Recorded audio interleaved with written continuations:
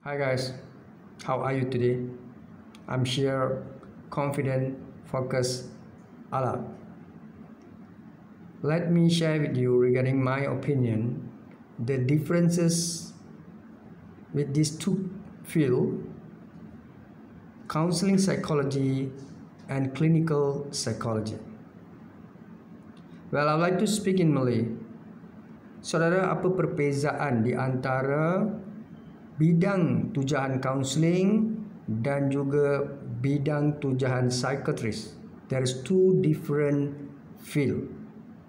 Saudara, apabila saudara mahu mengkaji, memahami, menafsirkan, membuat kesimpulan terhadap isu-isu yang berkaitan dengan mental health, ya, sikap mental health ataupun disebut tekanan, kemurungan, tekanan jiwa, kesemua aspek berkaitan yang mahu kita tafsirkan maupun mendapatkan jawapan, mestilah merujuk kepada psikiatris, pakar bidang psikiatris. Faham ya?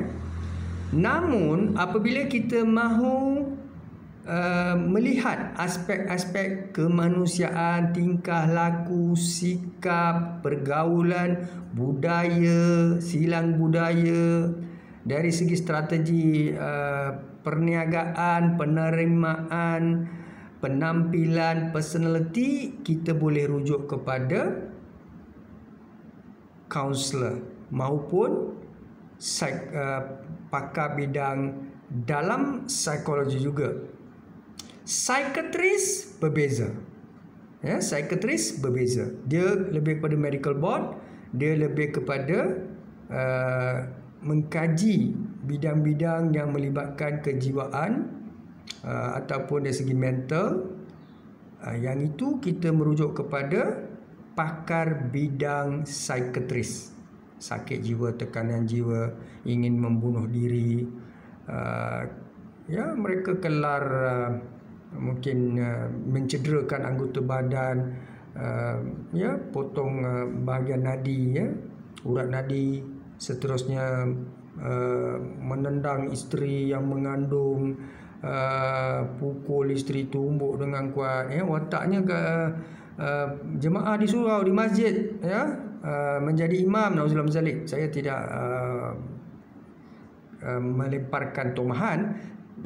Dia seorang guru, dia juga seorang anggota pegawai keselamatan, tetapi balik rumah mengamuk, pukul isteri dengan kayu, dengan apa. Yang itu semua perlu dirujuk kepada psikiatris. Faham ya? Tetapi kalau saudara kita mahu tanya tentang pencapaian akademik, kenapa pelajar itu tidak minat belajar, pelajar itu sentiasa ponting kelas, ataupun pekerja itu malas datang bekerja, tidur di pejabat, maupun selalu ponting, dan ada masalah dari segi penampilan, keberanian, dari segi disebut juga interaksi dengan orang awam, dengan budaya lain. Kenapa dia suka cerita pasal agama dia sahaja ataupun budaya dia yang terbaik, agama dia yang terbaik, malahan memberi tekanan kepada bangsa lain, agama lain, kaum lain, cerita isu sensitif tidak habis-habis, tidak tahu menjaga perasaan orang lain. Yang ini kita boleh rujuk kepada pakar-pakar bidang kaunseling. Ya, kaunselor, kadang-kadang ada sebahagian daripada kaunselor ni, mereka terlalu gairah memberi kenyataan apabila ditanya, sebab ramai management, pengurusan Federal State Local Government, GLC Company, pengurusan warden dan sebagainya, mereka ini akan merujuk kaunselor. Bila mereka melihat kaunselor di bahagian unit, bahagian kementerian, Federal State Local Government, mereka bertanggapan kaunselor ini mereka mahir dalam bidang psikologis, psikiatris. Ingat ya, perbezaan psikiatris. Psikiatris ini mereka boleh memberi drug. Drug tu maknanya ubat-ubatan untuk terapi, ya, kepada pesakit jiwa, murung dan sebagainya. Tapi orang-orang bilang kaunseling, bimbingan kaunseling, kaunselor atau psikologi ini tak boleh. So mereka tidak ada kepakaran bidang-bidang berkaitan dengan saya sebut tadi jiwa, dari segi medical punya background, ya, faham ya. Jadi ini perkara ini perlu dibahas. Sebab ramai ketua jabatan, ketua pusat tanggungjawab, saya melihat Federal State Local Government, JLC, private sector ni, mereka bila dengar kaunselor, okey, dia tanya kaunselor. Tapi ada juga kaunselor yang gairah memberi kesimpulan sangat mudah dan cepat terhadap mana-mana individu. Dia keluarkan statement, kalau remaja itu berkelakuan contohnya seksi, contoh ya, dan liar, liar tu quote and quote lah, ataupun disebut remaja itu gelak tak henti-henti, tidak pandang serius, ataupun ada tekanan, ada gangguan-gangguan istria dan sebagainya, kita buat statement yang mereka ada mental. Tak boleh, saudara. Mental health, mental disorder ni bukan perkara yang mudah untuk kita buat kesimpulan dan keputusan. Trust me, ini melibatkan masa depan mereka, career mereka, melibatkan maruah mereka, image. Sebab saya pernah melihat, contohlah seorang pemimpin, politician, mungkin dalam Malaysia, luar daripada Malaysia, antarabangsa, worldwide, kita tak tahu abroad. So ada yang terlalu mahu menjadi seorang presiden, contohnya presiden, ataupun nak jadi seorang pemimpin Perdana Menteri, tak putus asa, berjuang habis-habisan. Boleh tak kita buat prediction, hypothesis, apa disebut opinion, ataupun kita sebut perceptions, orang itu ada masalah mental. Ataupun seorang Perdana Menteri, Presiden tidak mahu letakkan jawatan, dia rasa diri dia yang terbaik, sampai ke mati dia nak jadi PM, macam orang lain tak boleh nak jadi PM. Boleh tak kita sebut dia ada mental health? Ataupun seorang ketua jabatan, kalau kita bercakap, dia hontak meja, mengamuk, who are you? I'm the top gun, I'm the one, I'm your boss here, I have a right to do whatever things I want to do. You don't have any merit. Who are you? Hontak-hontak meja, bercakap dengan kasar. If they don't like, ask them to get up from this organisation. Contohnya, pegawai-pegawai macam ni. Adakah mereka ada masalah mental health? Ataupun seorang guru disiplin di sekolah, di perhimpunan, marah dengan pengawas-pengawas, hontak kerusi yang ada, baling buku yang dia pegang, ataupun dia panggil seorang pengawas, dia lampang depan orang ramai. Adakah guru disiplin tu ada masalah mental health?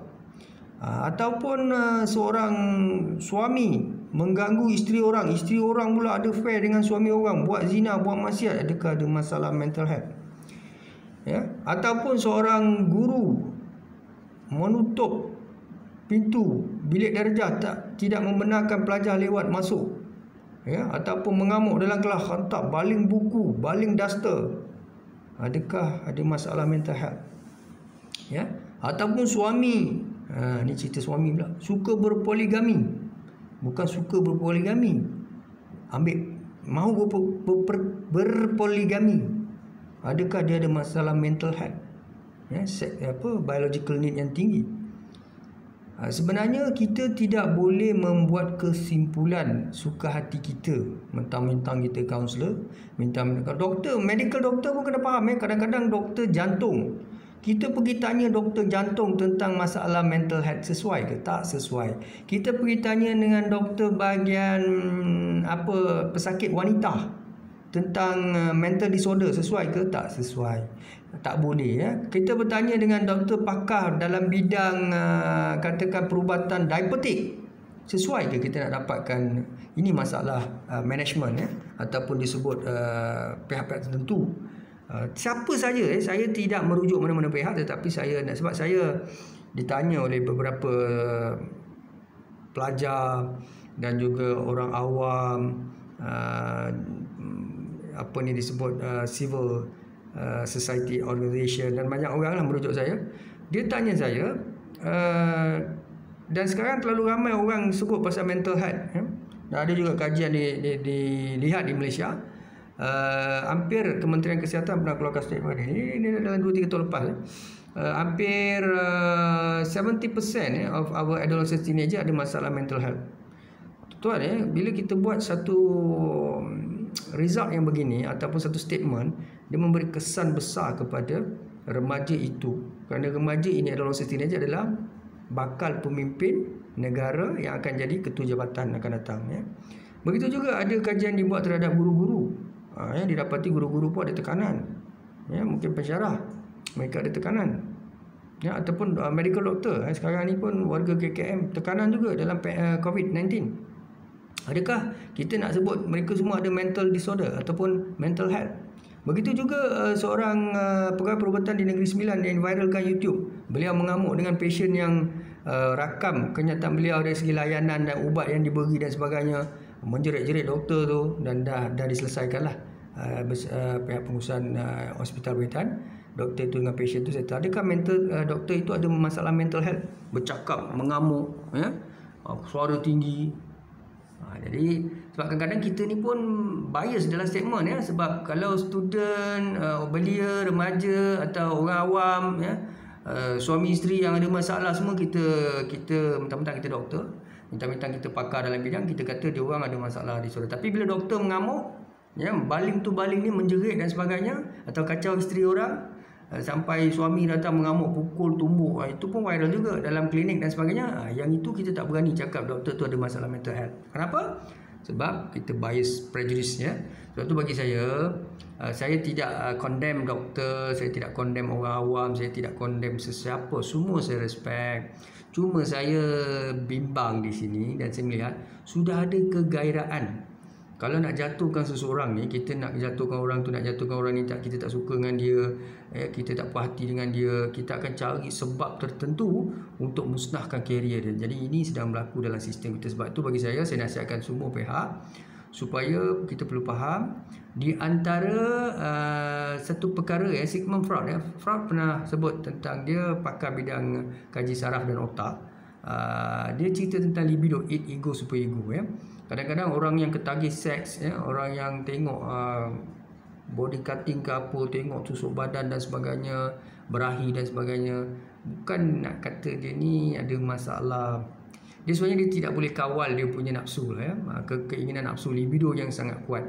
Benda tu ada terapi, boleh apabila dia faham bidang, dia faham sikap dan sebagainya, boleh ada setengah orang yang dia takut dengan kegelapan, takut dengan hantu dan sebagainya. Banyak sangat menonton cerita-cerita hantu, Pontianak, sundal bolong, macam-macam lah. Jadi mereka ni macam mana kita nak supaya isteri ke suami, anak dara ke budak, macam mana kita nak reduce dia punya ketakutan itu? Maka kita ada terapi. Sebab perkara-perkara ini dia hanya pakar bidang itu yang boleh menjawab. Bukannya ustaz, ustazah, kaunselor boleh jawab. Begitu tak boleh. Dia kena psikiatris, bidang pakar bidang tu. Lagi satu orang yang berani, yang tampil, dia ada apathetic, orang yang apathetic, banyak idea, lantang bercakap, berani. Jangan cakap dia ni ada masalah mental. Tun Mahathir masalah mental ke? Berani sangat bercakap, tak nak lepas jawatan, tak nak berhenti. Datuk Seri Anwar Ibrahim nak jadi PM tak habis-habis, ada masalah ke? Tidak. Sebenarnya Datuk Seri Anwar ingin memfulfill ataupun mahu mencapai cita-cita beliau. Cuba nak berkorban untuk negara, bangsa dan sebagainya. Beliau nak buktikan, tak boleh, tak ada rezeki sampai sekarang. Tan Sri Muhyiddin yang jadi PM. Mahathir Mohamad tak habis-habis sampai sekarang, sampai hari ni, lepas Covid ni pun nak jadi Perdana Menteri. Mahathir Mohamad tu sampai ke mati, Tun Mahathir nak jadi Perdana Menteri. Sebab apa? Sebab dia ada keinginan dia begitu. Dia tak ada full stop. Sebab tu Sigmund Freud kata manusia ni nafsu dia tidak ada titik berhenti. Tapi jangan kata saya, tuan-tuan, dia, mereka, PM apa, orang keliling kita gila. Tak boleh. Jangan suka-suka. Sebab dalam semua diri kita ni, semua manusia ni memang ada peratusan keinginan di luar kemampuan kita untuk mengawal. Tapi kalau kita faham, kita chill, kita cool, kita faham filosofi dia, ilmu-ilmu ni, insyaAllah kita akan cuba usaha untuk memahamkan, neutralkan balik pemahaman kita. Jangan suka-suka tuduh orang, jangan suka-suka melihat orang tu. Kadang-kadang kita ugut orang pakai email, kita tulis macam-macam kat email, kita mentang-mentang kita ada kuasa, kita ugut dia. Kita pun kena tahu siapa kita profesional, tapi kita buat macam tu. Jadi sangka baiklah. Semua orang akan ada tekanan, semua ada gangguan-gangguan emosi, tetapi bukan gila. Faham? Gila ni orang tak boleh urus diri. Kencing berak pun tak boleh urus, sikat rambut pun tak boleh, tak boleh bawa kereta, maknanya duduk termenung menangis 24 jam murung, suruh makan tak kerti makan, berak merata, ya, kencing merata sembahyang pun tak reti, ya. Jadi maknanya yang itu maknanya dia tak tahu apa yang dia lakukan, dia tidak siuman, ya, faham, ya. Itu semua kena rujuk pakar lah. With that, syukran dan terima kasih. Assalamualaikum warahmatullahi wabarakatuh.